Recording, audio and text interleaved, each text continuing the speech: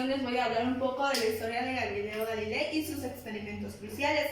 Galileo Galilei nació el 15 de febrero de 1564 en la antigua Italia, ciudad de Pisa, que se encuentra más o menos localizado por aquí. Su padre, el padre de Galileo Galilei, era un hombre de vasta cultura, autor de obras históricas y músico de reconocido prestigio. El padre de Galileo Galilei deseaba que su hijo fuera médico, por lo que decidió inscribirlo en la Universidad de Pisa para estudiar medicina. Galileo Galilei estuvo ahí por unos largos meses estudiando, pero no se sentía atraído por la medicina, por lo que decidió salirse de la universidad y estudiar ciencias básicas. Entre las obras un poco más destacadas de Galileo Galilei es que llegó a ser famoso por ser un gran científico. Era conocido por sus dotes para la música y la literatura. Tuvo éxito como pintor, escritor de sonetos. Pasó la mayor parte de su vida en la pobreza, acosado en las deudas. En 1609, Galileo Galilei perfeccionó el telescopio.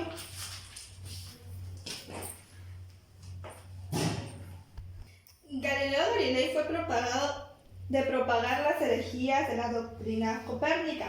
El anciano de 70 años, arrodillado, pronunció las palabras de curación que le habían aconsejado. Después de eso, se le prohibió reunirse con sus amigos y alumnos. Falleció a los 79 años de edad en el año 1643. 5 años antes de su muerte, había quedado ciego.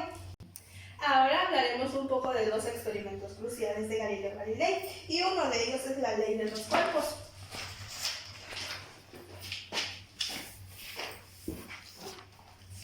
Lo cual consta lo alto de la torre de Pisa dejó caer unas bolas de distinto peso, lo cual, según Aristóteles, los cuerpos pesados caían más rápido que los ligeros, lo cual no era así. El experimento demostró que llegaban al suelo prácticamente al mismo tiempo. Y para demostrar un poco este experimento, vamos a hacer esto. Y si nos damos cuenta, caen al mismo tiempo. Galileo postuló que si una pluma tarda más en caer que una piedra, no tiene nada que ver con su peso, sino con la resistencia que ejerce el aire en su camino hacia el suelo. Otro de sus experimentos cruciales era para medir la velocidad de la luz, lo cual para varios filósofos se inclinaban a favor de la hipótesis de la propagación instantánea de la luz, mientras que unos pocos sostenían la hipótesis de la propagación sucesiva. Galileo era uno de los pocos que no estaba convencido de que la luz se propagaba de manera instantánea, para lo cual el experimento consistía: si la luz tarda algún tiempo en propagarse a través de una distancia relativamente larga, y lo describió mediante: si dos personas provistas de una lámpara, cada uno se coloca de una corta distancia e intercambia señales tapando y destapando las lámparas de manera sincronizada, luego se aleja a una distancia de 2 o 3 millas y volviendo de noche a hacer la misma experiencia. Van observando atentamente si sus respectivos encendidos y apagados siguen el mismo tiempo que cuando estaban cercanos. Si lo siguen, se podrá concluir con bastante seguridad que la expansión de la luz es instantánea, ya que si ésta necesitara tiempo de una lejanía de 3 millas, que suman por la idea de una luz y la vuelta de la otra, la demora debería de ser bien observable. Galileo explicó así el resultado negativo de su experimento: en verdad no lo he experimentado, excepto la distancia pequeña, es decir, de menos de 1 milla, por lo cual no he podido asegurarme de si la aparición de la luz opuesta es instantánea, pero si no es instantánea, al menos es velocísima, incluso daría momentánea. En conclusión, podemos decir que Galileo Galilei fue sin duda un hombre que marcó un antes y después en el mundo de la ciencia, hizo grandes experimentos y varios aportes. Por tal razón, es considerado como el padre de la ciencia moderna. 1667. Newton divide a la luz en sus 7 colores. conocido como el arco iris de Newton o el disco de Newton. Isaac Newton fue un físico, filósofo, teólogo, inventor, alquimista y matemático inglés. Nació el 4 de enero de 1643 en Woolsthorpe, Lincolnshire, Inglaterra. Y con 84 años de edad falleció el 31 de marzo de 1727 en Kensington, Londres, Gran Bretaña. Newton fue el primero en demostrar que las leyes naturales que gobiernan el movimiento de la Tierra y los que gobiernan los cuerpos celestes son los mismos. Tuvo muchas aportaciones hacia la física, por lo que es considerado a menudo como el científico más grande de todos los tiempos. El matemático y físico Joseph Louis Lagrange dijo, citando sus palabras, Newton fue el más grande genio que ha existido y también el más afortunado, dado que solo se puede encontrar una vez un sistema que rija el mundo. En 1667, Newton presentó ante la Royal Society su experimento sobre la descomposición de la luz solar. En esta época dominaba la idea de Descartes, la cual decía que la luz estaba compuesta por pequeños corpúsculos. Se tenía la idea de que los colores eran la mezcla de luz y oscuridad en distintas proporciones. Antes de Newton, Descartes ya había intentado descomponer la luz, pero solamente había logrado obtener dos colores, los cuales eran rojo y azul. Para poder realizar el experimento, Newton ocupó un par de prismas de vidrio, que en ese momento eran muy populares como juguetes infantiles, por lo que el experimento fue barato en cuanto a economía. Él preparó una estancia en completa oscuridad, dejando que solamente a través de un agujero en la ventana entrara el rayo de la luz solar. Se dice que colocó el prisma delante del rayo de luz, de modo que lo atravesara y reflejara la luz en la pared opuesta, que se encontraba ubicada a 7 metros de distancia. Y el resultado fue que en la pared, sorprendentemente, aparecían los colores del arco iris en forma alargada, uno sobre otro. En este experimento cabían dos posibilidades. La primera era que o bien el prisma daba color a la luz, o la luz era la mezcla de todos los colores y el prisma se limitaba a descomponerla. Para comprobar esto, utilizó el segundo prisma. Tras la luz descompuesta en colores, colocó otra pantalla con un agujero a unos 3 metros de distancia. Por este agujero fue haciendo pasar los colores de uno en uno, de modo que, detrás de la pantalla, solo podía verse el color elegido. Por ejemplo, el rojo. Una vez aislado un color, lo hacía pasar a través del segundo prisma y lo reflejaba en otra pared, y así sucesivamente. Comprobó que ahora solo cambiaba el ángulo, pero no el color. Es decir, si habíamos aislado el rojo, al atravesar el segundo prisma continuaba siendo rojo. Y así con todos los colores siguientes. Dedujo entonces que los colores del arco iris eran colores puros, mientras que la luz blanca era la mezcla de todos estos. El prisma no añadía ninguna cualidad a la luz, sino que la descomponía. Al proyectar los colores y juntarlos de nuevo, la luz volvía a ser blanca. El experimento causó sensación en la Royal Society. Newton había logrado descomponer la luz solar, pero seguía sin saber por qué. Y por tanto, aún no se conocía la naturaleza ondulatoria de la luz que actualmente ya conocemos. 1687. Newton formula la ley de la gravitación universal o las tres leyes fundamentales del movimiento, las cuales son la ley de la inercia, ley de la fuerza y el principio de atracción y reacción. Respecto a la historia, se conoce más como la historia de la manzana de Newton y es muy conocida y difundida en la historia de la ciencia. Según la ciencia popular, Newton se encontraba a la sombra de un manzano, reflexionando y pensando sobre quién sabe qué, cuando una manzana le cayó en la cabeza y le dio la primera idea de su futura ley de la gravedad. Respecto al manuscrito que relata originalmente la historia de cómo este científico británico inspiró sus teorías físicas a partir de la famosa manzana, forma parte de una biografía del científico escrita por su amigo William Stockley en 1752. Este archivo sale por primera vez a la luz en enero del 2010 y era de los archivos de la Royal Society de Londres. En un extracto del libro La vida de Sir Isaac Newton, Stockley escribió: «Me dijo que había estado en esta misma situación cuando la noción de la gravedad le asaltó la mente. Fue algo ocasionado por la caída de una manzana, mientras estaba sentado en actividad contemplativa». La pregunta que Newton se hizo fue: ¿por qué esa manzana siempre desciende perpendicularmente hasta el suelo? A pesar de todo esto, hay muchas personas que dudan sobre la veracidad de esta historia, y algunos piensan que solamente fue una pequeña invención de Newton para mejorar su historia y aumentar su ya considerable fama, mientras que otros creen que es realidad y que es así como surgieron estas tres leyes. Henry Cavendish pesa la Tierra en 1798. Nació el 10 de octubre de 1731 en Niza, Reino de Cerdaña, Francia.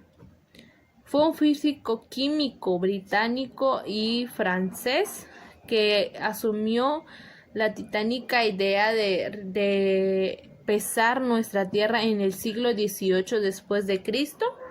De analizar, de dar un valor exacto sobre la masa de la Tierra. Fue el primer hombre en dar ese valor exacto que tiene la Tierra, publicados en 1798, que con base a un experimento que él hizo determinó la densidad de media del planeta, y es catalogado este experimento en base a la física como uno de los experimentos más bellos hacia la física. Henry se interesó en la idea de Michel y reconstruyó la balanza de torsión. Realizó varios experimentos con el propósito de dar a conocer la masa de la Tierra. Propuso un experimento que es pesar la Tierra.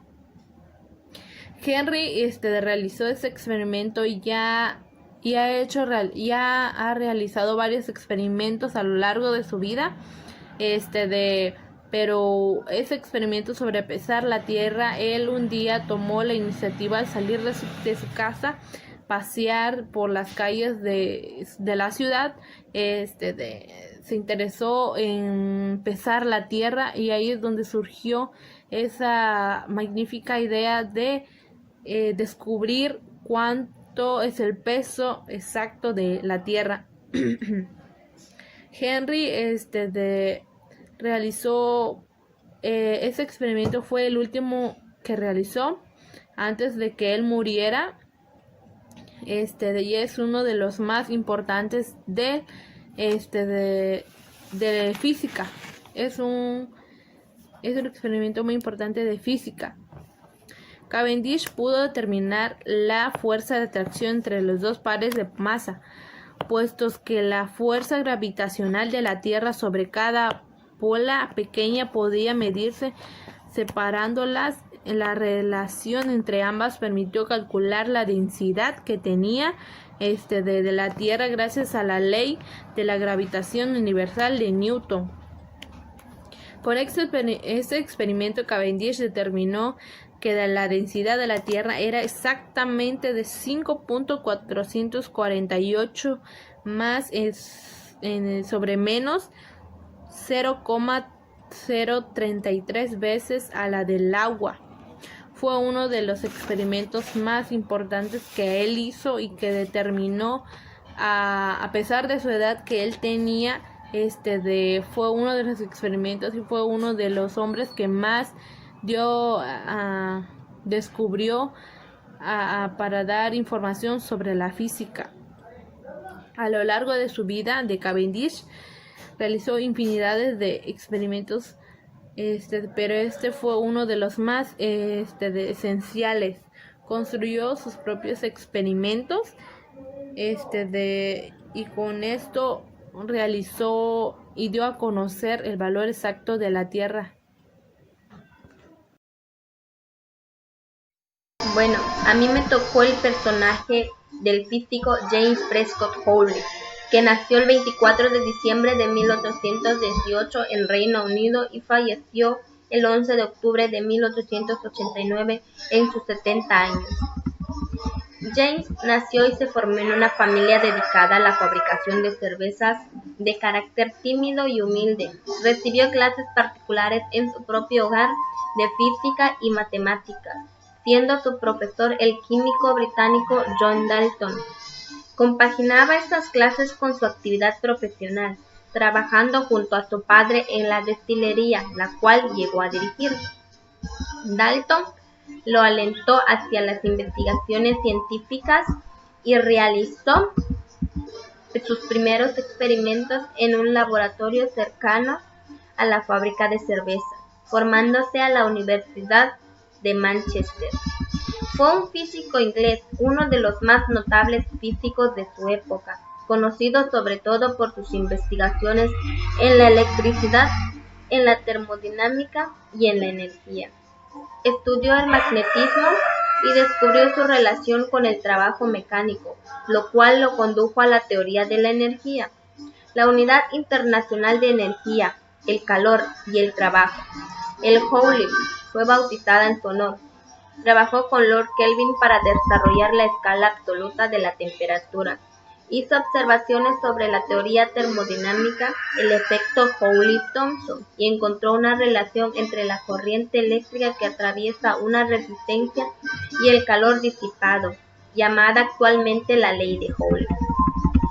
En 1840, Joule publicó la producción de calor por la electricidad volcaica, en la que estableció la ley que lleva su nombre y que afirma que el calor originado en un conductor por el paso de la corriente eléctrica es proporcional al producto de la resistencia del conductor por el cuadro de la intensidad del corriente. En 1843, después de numerosos experimentos, obtuvo el valor numérico del equivalente mecánico del calor, que concluyó que era 4.15 joules, igual que a una caloría. En 1848 ya había publicado un artículo referente a la teoría cinética de los gases, donde por primera vez se estimaba la velocidad de las moléculas gaseosas. Abandonó su línea de investigación y prefirió convertirse en el ayudante de William Thomson, y como fruto de esa colaboración se llegó al descubrimiento del efecto Thomson, el del efecto Joule-Thomson, según el cual es posible enfriar un gas en expansión si se lleva a cabo el trabajo necesario para separar las moléculas del gas. El siguiente personaje es el físico Armand Hippolyte Louis Fizeau, que nació el 23 de septiembre de 1819 y falleció el 18 de septiembre de 1896. Fue un físico y astrónomo francés famoso por sus investigaciones sobre la luz. El experimento de Fizeau fue un ensayo llevado a cabo por el físico francés Hippolyte Fizeau en 1849 para medir la velocidad relativa de la luz a través del agua en movimiento. Fizeau utilizó un interferómetro especial modificado para el efecto del movimiento de un medio sobre la velocidad de la luz. En 1849 publicó resultados de medidas de la velocidad de la luz utilizando un instrumento que diseñó conjuntamente con Léon Foucault, que fue el experimento de Fizeau y Foucault. Esta fue la primera vez que se obtenía una medida directa de la velocidad de la luz, ya que en 1850, con colaboración con Joule, pudo medir la velocidad de la propagación de la electricidad. En 1853 descubrió un método para aumentar la eficiencia de las inductancias en un circuito eléctrico utilizando condensadores. Posteriormente estudió la expansión térmica de los sólidos y utilizó un método de interferencias para medir la dilatación de materiales cristalinos.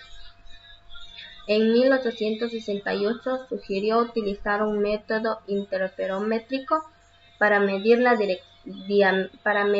diámetros estelares. El método fue puesto en práctica, aunque sin éxito debido a las limitaciones técnicas de la época, por el astrónomo Edward Wolf en 1837 a 1823.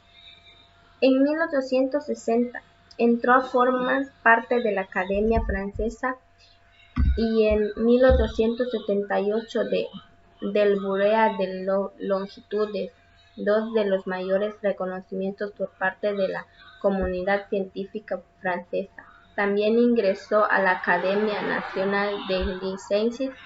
Fue laureado con la medalla Rumford en 1866 y fue nombrado miembro extranjero de Royal Society en 1875. Rosalind Franklin fotografía el ADN con rayos X en 1953.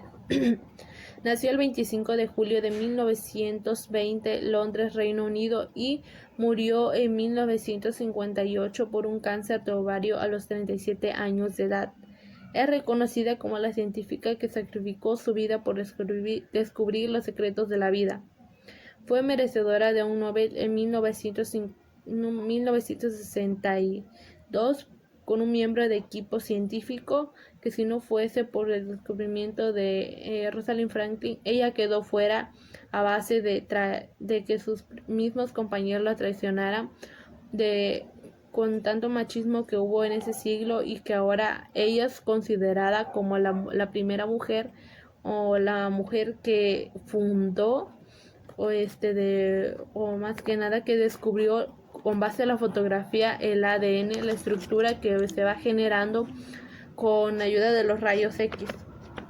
Fue la autora muy importante porque fotografió por difracción de rayos X, que sirvió para revelar una gran cantidad y que generó una gran cantidad de información sobre la estructura del ADN que no es tan fácil de analizarse. Franklin utilizó la difracción de rayos X porque las moléculas del ADN son tan pequeñas que no sería posible analizarlas con los rayos X. Rosalind Franklin analizó detalladamente el ADN porque el ADN no es tan fácil de ver las moléculas, porque son tan pequeñas que no se fuese posible analizarlas. Como si se tratase de bolas de pinball, los rayos X pasan a través de las estructuras moleculares que forman el ADN, rebotando contra ellas en su camino y dispersándose o difractándose en distintas direcciones. Cuando los rayos X salen del ADN, dejan un patrón sobre el papel fotográfico.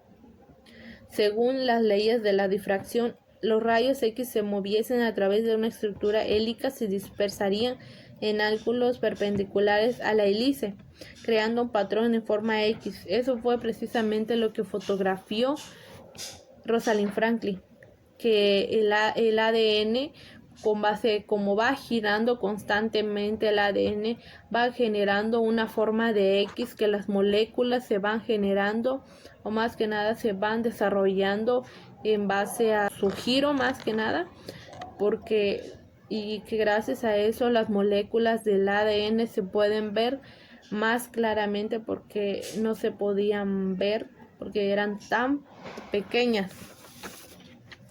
Rosalind Franklin utilizó esa técnica que consiste en la aplicación de un haz de rayos X a una estructura y luego imprimirlas, unas placas fotográficas con todos los rayos que han atravesado y que han sufrido con una difracción por el objeto interpuesto.